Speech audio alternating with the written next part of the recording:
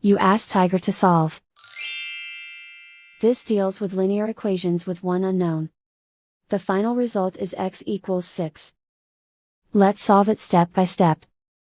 Simplify the expression. Multiply the fractions. Expand the parentheses. Multiply the coefficients. Simplify the arithmetic.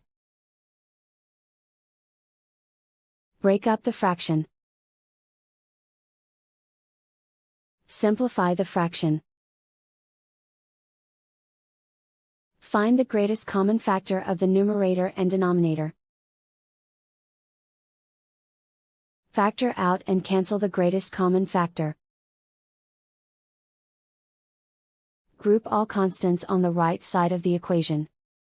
Add 6 to both sides. Simplify the arithmetic.